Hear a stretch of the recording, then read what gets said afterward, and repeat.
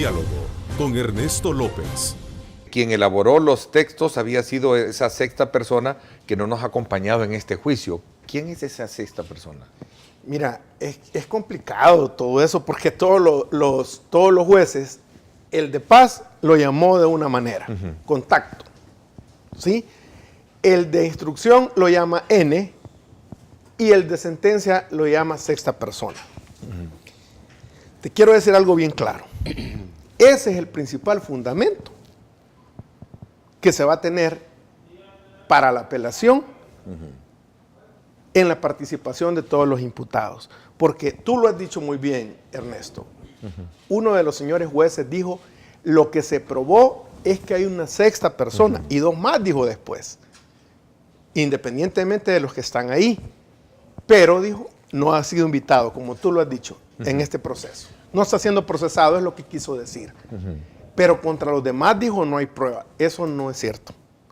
Era necesario establecer el principal implicado para llegar al resto de las personas que fueron procesadas.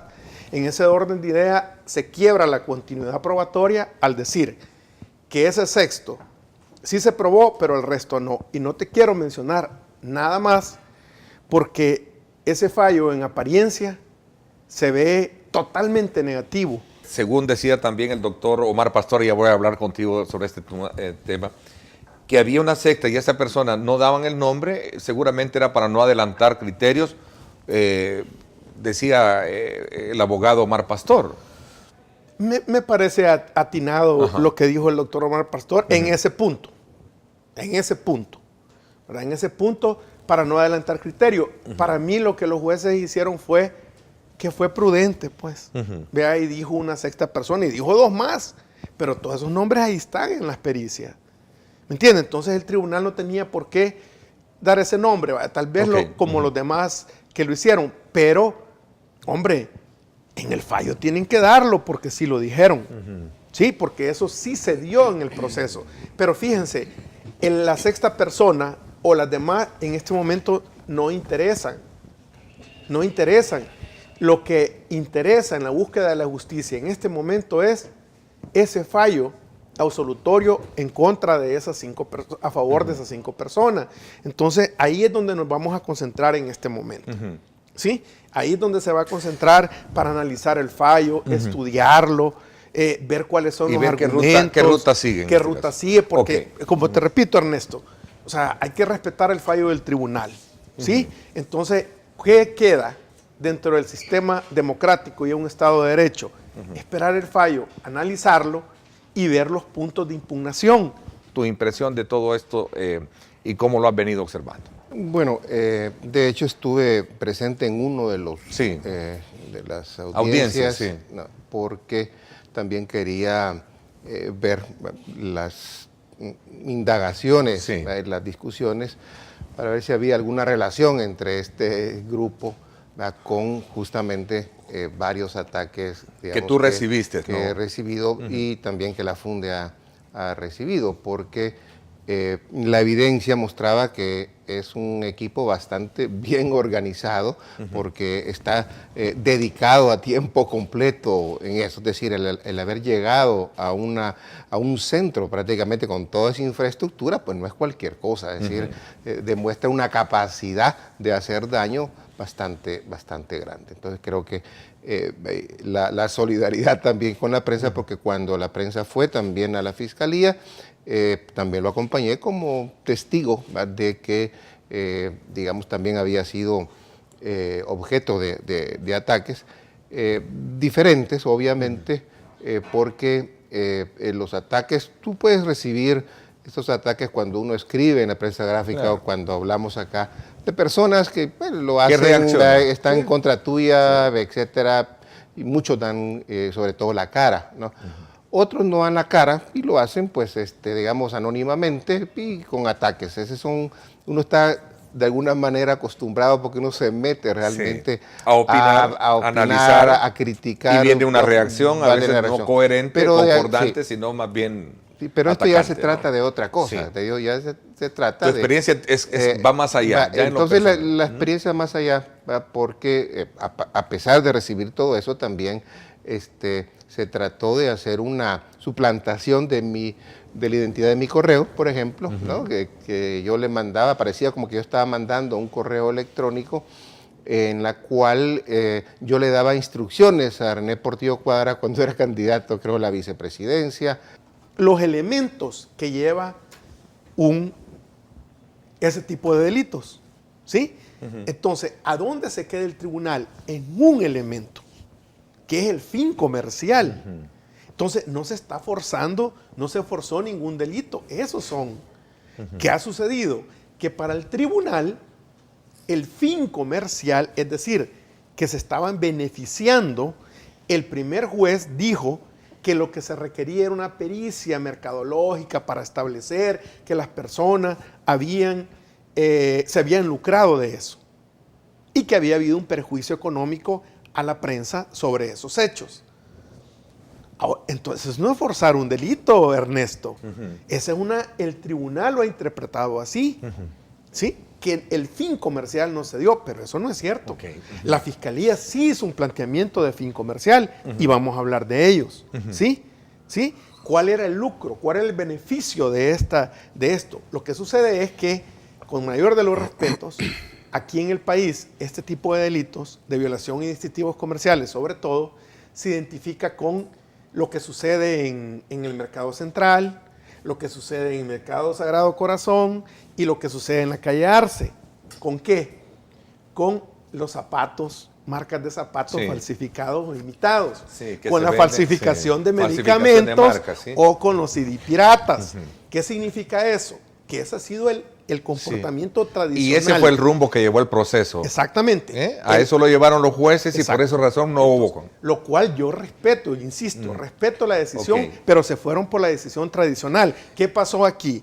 Esto es como que de repente esté jugando, en este caso, de repente esté jugando en el Flor Blanca y de repente te lleven a jugar al estadio del Real Madrid o del Barcelona. O sea, es totalmente abismal. ¿Por qué? Porque la tradición, disculpa el ejemplo que pongo, pero el tema es así es de abismal, porque la tradición es esa. Entonces, ¿qué sucede con el criterio ese? Y así está incluso en los criterios de la sala, porque eso es lo que hemos venido desarrollando durante años. Entonces, no hicimos ese cambio a la era digital también en los tipos penales. Todo esto, el fin comercial, se dio de una manera en una empresa, ¿sí? En una sociedad que estaba prestando ese servicio. Si no nos damos cuenta de eso, de que si existen personas malévolas, dedicadas, organizadas para justamente acabarse a una persona, mire, ¿cuál es la diferencia entre matar físicamente a una persona o matarla civilmente? O sea, pero ahí hay un tema también que es importante mencionarlo, Roberto. ¿Qué tanta validez tú le das a las redes sociales o qué tanta validez tienen? Es que las redes, si a mí me preguntan, yo en lo particular, yo le doy validez a aquellos que en algún momento contribuyen con su contenido al fortalecimiento de una discusión. Pero cuando vienes y encuentras un insulto, cuando encuentras cuestiones peyorativas que le faltan un poco de seriedad, obviamente son cosas que se desechan y forman parte de lo que nosotros, yo en lo particular, el bullicio urbano. Entonces ahí como que también entra en juego eso. A ver, ¿seremos también nosotros los medios de comunicación en algún momento que entramos en esa dimensión de difamar, no de difamar, pero de prestarnos un poco a que otros difamen? Ese es otro de los puntos que, según destaca esta discusión legislativa, el diputado Misael Mejía decía: no compartimos que se sancionen redes sociales y se deje algún nivel de impunidad, difamación en otro tipo de medios, decía. Todos tienen la palabra. Yo creo que no, hay que tener cuidado también, es decir, porque aquí estamos ante casos de difamación y a veces se utiliza como excusa para coartar la libertad de prensa el tema de la difamación. Entonces, meterle miedo a los digamos, pasar de distinguir entre difamación y que es la crítica, porque se utilizan muchas veces, como digo, las sanciones a la crítica a la crítica que es sana y a la verdad.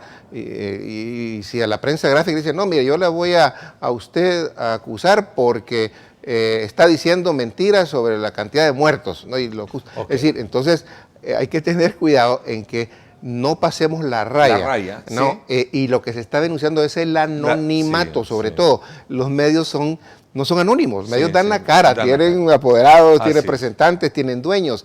Entonces, lo que hay que atacar es el anonimato, porque eso es cobardía y yo creo que hay que tener cuidado en no meter, ¿verdad?, y confundir y mezclar todo. Gracias por acompañarnos, Presidenta. Muy buenos días, Ernesto. Un cordial saludo a toda la familia salvadoreña que sintoniza este prestigiado programa todas las mañanas. Encantada de estar acá para intercambiar sobre esta información que es tan conveniente para esta temporada. Presidenta, ¿los consumidores estamos bien protegidos?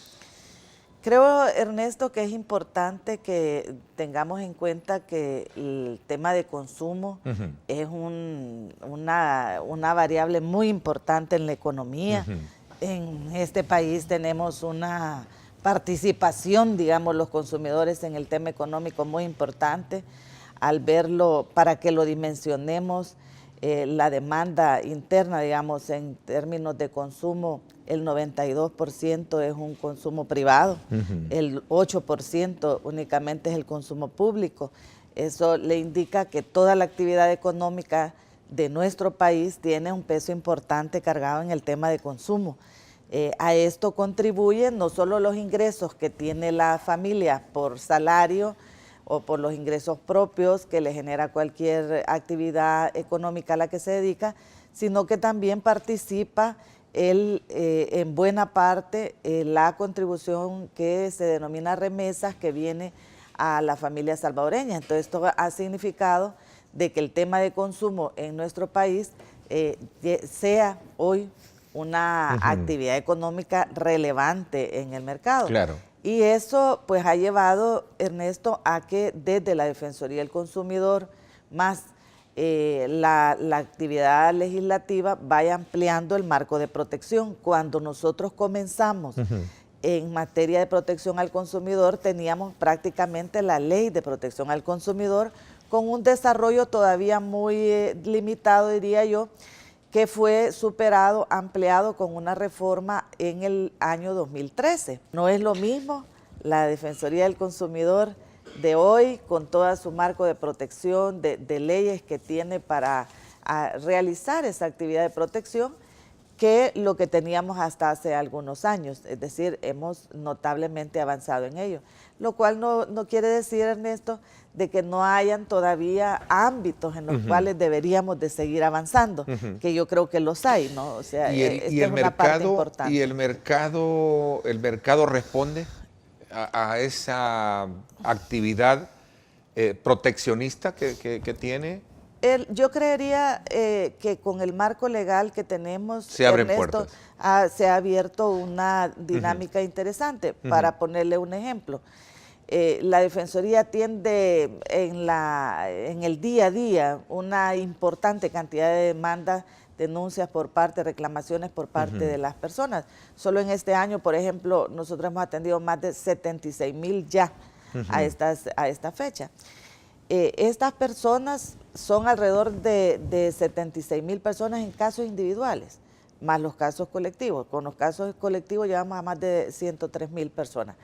Pero ahí hay una respuesta positiva en relación a que muchas la mayor parte de las reclamaciones tienen una respuesta positiva que viene a restituir el derecho de las personas. Por decirle algo, este año hemos logrado 6.8 millones en favor de los consumidores en aquellas reclamaciones que fueron presentadas tanto en el ámbito individual como colectivo. ¿Esta es una respuesta positiva del sector privado también? Claro que lo es. Ahora usted por esa vía puede hacer todo el trámite. ¿Ya no necesito ir a la Defensoría o sí siempre necesito al final del proceso acercarme? En algún momento es posible que en algún requiera momento presencial, podría requerirse en el caso de que el caso vaya a una segunda etapa, digamos. La primera etapa es la de avenimiento. Es posible que el 70% de nuestras reclamaciones las atendemos por la vía de avenimiento, son resueltas a través de esa etapa de la ley que es los primeros 10, 12 días hábiles en los cuales atendemos al público, y en esos casos, en el 70% no se requiere la presencia física de la persona en las oficinas de la Defensoría. En algún momento, si el caso llega hasta la etapa de conciliación, es posible que tengamos que invitarle al consumidor a que se haga presente para una reunión de conciliación con el proveedor. Pero la mayor parte de los casos, el 70% ya se resuelve por la vía de avenimiento. Hay un mercado importante de consumidores de productos en línea. El comercio electrónico es una realidad, Ernesto, que va avanzando muy rápidamente y muy masivamente. Creo que este es un reto importantísimo para cualquier institución como la nuestra, y a propósito de ello hemos estado recientemente, aún en esta semana, hemos estado en la discusión en la Asamblea Legislativa con la Comisión de Economía, que tiene muy buena acogida estos temas de protección al consumidor, y hay una propuesta de reforma a Ley de Protección al Consumidor en la que se amplían los derechos de consumidores para adquisiciones en línea, y donde también se incorporan obligaciones adicionales para los proveedores que participan de este comercio electrónico. Esta reforma es muy importante porque puede ampliar, mejorar ese marco de protección para una dinámica muy rápida que ha ido creciendo con la tecnología, que es esta idea del comercio electrónico. Hay algunos elementos que ya incluye la Ley de Protección al Consumidor, que aprovecho para hacer del conocimiento de la ciudadanía. El artículo 13A fue una reforma importante del año 2013, que es el artículo del derecho de retracto.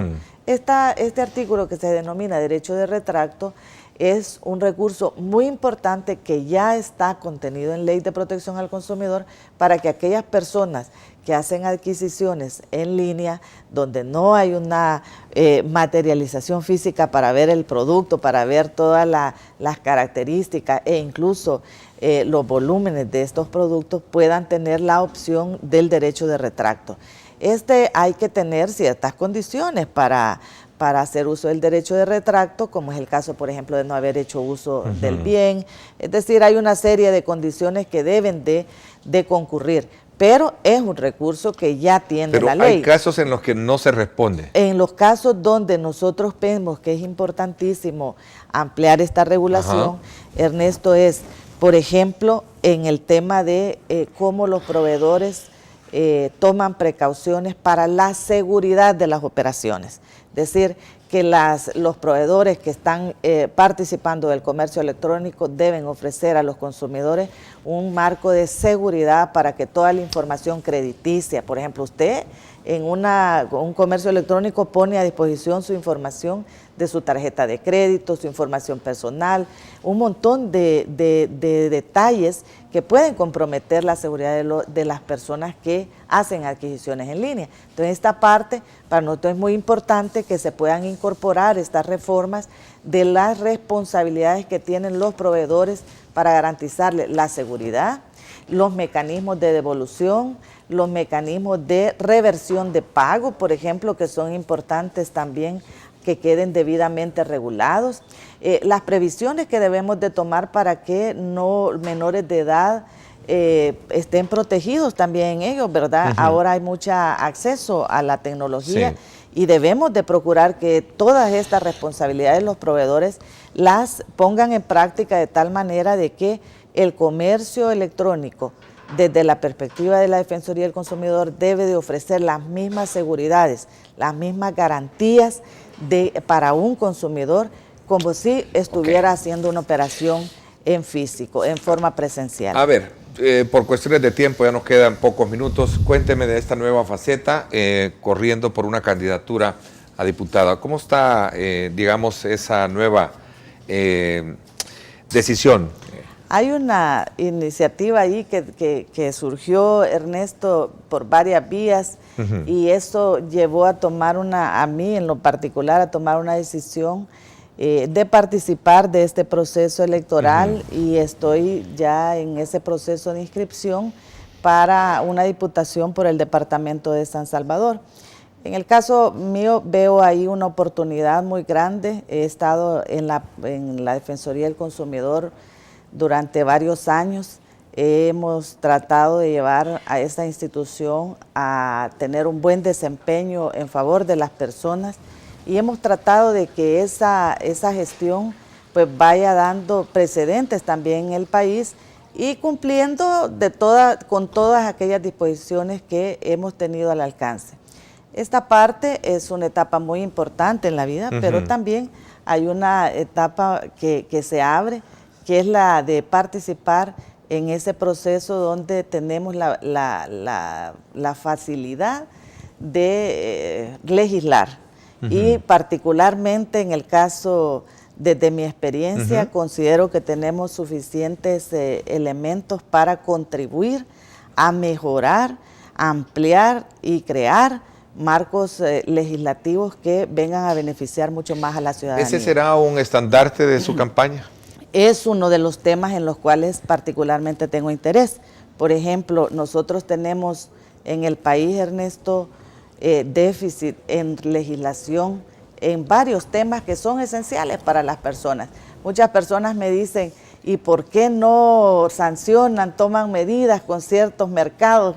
Por ejemplo, el mercado de las telecomunicaciones. Este es un tema que tiene retos importantes para el país y en el caso particular yo creo también de que hay que avanzar en ese ámbito. Es decir, creo que hay oportunidades, Ernesto, para avanzar también y participar activamente en esa labor de protección del interés de los ciudadanos, de las ciudadanas también en el ámbito legislativo.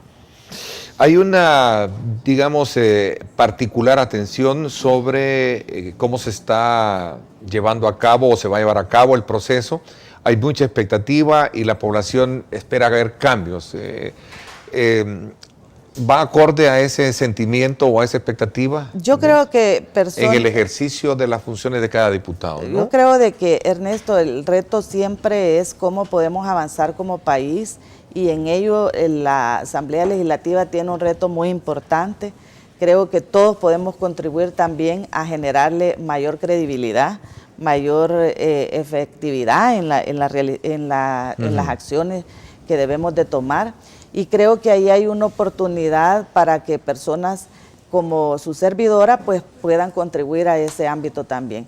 Creo que desde ese ámbito de deseo de la ciudadanía de que avancemos con mayor credibilidad, mayor certeza, mayor efectividad, pues contarán conmigo en ese ámbito. Bueno, quiero agradecerle el que nos haya acompañado y nos haya también dado esa dirección oportuna para poder cuidar nuestro bolsillo, nuestro presupuesto a la hora de realizar compras. Elaborar un buen presupuesto, cotizar y comparar precios, exigir factura o comprobante de compra, exigir la garantía en productos en promoción y oferta, revisar la fecha de vencimiento de productos, leer y exigir copia de contratos y también tener mucho cuidado con el internet. Así lo resumo. Exactamente, Ernesto. Hay muy buenos resumen y muy buenas recomendaciones para la ciudadanía en esta temporada. Le agradezco muchísimo y al son de este canto navideño, gracias también y le deseo muchas felicidades también. Gracias, Ernesto. Muchas felicidades a usted también y a la audiencia. Gracias por mi parte. Esto es todo por hoy. Pásenla bien y como siempre recuerden lo más importante, amar a Dios sobre todas las cosas.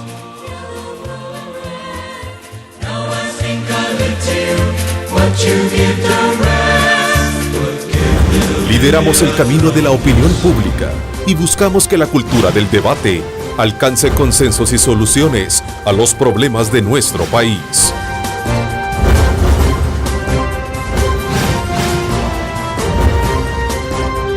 Diálogo con Ernesto López.